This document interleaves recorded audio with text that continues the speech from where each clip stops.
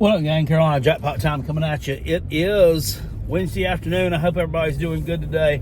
So I saw this morning where they went and they've given Reggie Bush his 2005 Heisman Trophy back.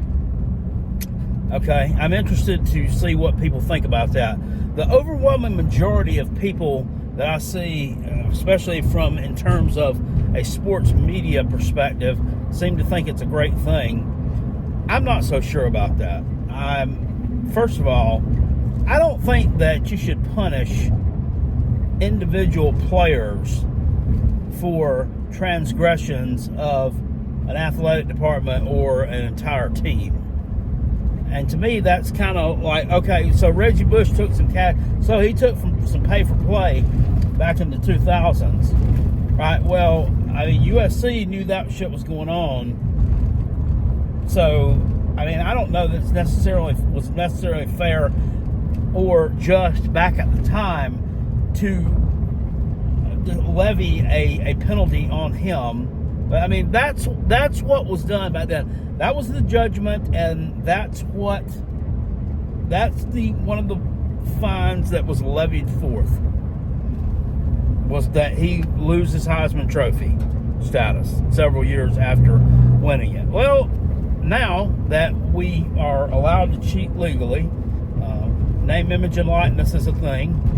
We're allowed to, sell players to the highest bidder now, pretty much. They've determined that these overarching changes in the landscape of college football make it just and right for us to give him the trophy back now. Okay, I mean, I don't know that I necessarily agree with that. They cheated back when it was illegal to cheat. So why are we just retroactively going back and trying to make it as if none of these things ever happened? I mean, it was wrong at the time, and you had to pay the price for doing it. So I'm not necessarily on board with that. I don't think that that's really a great thing or a great look. How about this? So now that we're allowed to pay players, all these teams that forfeited games in the past, and there were a lot of them, because there were a lot of them who received probation for it, that for pay-for-play scandals here or there. Let's go on ahead and remove those forfeits, clean those scheduled rosters back up, and give them those wins back that they earned on the field, because now that we've got these overarching changes to college football, everything should be right with the world. You didn't cheat. No, you did cheat. You cheated and you got caught. And you served probation. And you had to forfeit some wins. I mean, we all know he won the Heisman Trophy on the field. If anybody watched college football back in 2005, like I did, I mean, you had to be tuned in whenever Reggie Bush was playing. The guy was a freakish athlete at the time. It was so incredible that every time he had the ball in his hands, something was going to happen. Electric is the only adjective that I could use. Well, electric and explosive are like two adjectives I could use to describe his style of field on the play if you're extremely youngin' and you didn't ever see him play college football. The guy was a freaking beast. Rushed for over 2,000 yards in 2005. Had one of the greatest seasons ever. Capped it off with a Heisman Trophy win. But, I mean, they were cheating. And they took it away from him. I don't know that it's necessarily right to go back and correct all these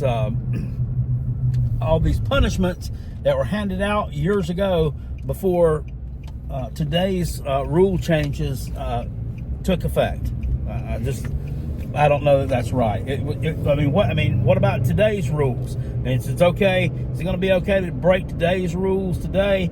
Because in 15 years they're going to change today's rules and make it even more lenient. So the cheating that you do today won't be cheating then. I don't know. It's a slippery slope there, but I believe in you should get the punishment for what you done when you done it, and then down the road, if it's legal one day, then oh well, it's legal. I mean, when you done it, it was illegal. So those are Carolina Jackpot's thoughts on that. I just thought I'd put that out there and share it. I may be in the minority in my way of thinking on that, but And to that point, like I said, I didn't think it was exactly right to punish an individual for, you know, the transgressions of everybody, but that's what they chose to do. Anyway, side note here, and I'll just spend a couple of seconds on it, and I'll give him about probably 10 more seconds than he deserves. Sidney Fugar, number 77 on the South Carolina Gamecocks roster, offensive tackle, hits the transfer portal. Good. This guy was one of the worst offensive linemen that I've ever seen. I mean, the dude is not a SEC caliber offensive lineman. We saw this last year. He started the game against North Carolina. He was horrible on an offensive line that gave up 9 sacks that night against the Tar Heels. He probably gave up 5 of them himself. The guy couldn't, whatever little adjective or funny little quip you want to say, couldn't block a shadow. He can't block shit. I mean, the guy was terrible, and they're better off without him. He shouldn't even have a roster spot. And the fact that somebody like that was that horrible was even starting for us is kind of an indictment on the program and where it's at right now, or where it was at last year, offensive line wise. You know, hopefully we've gotten some things figured out. We've ironed out some of those wrinkles, and you know, people like that caliber won't need to see playing time for us ever again.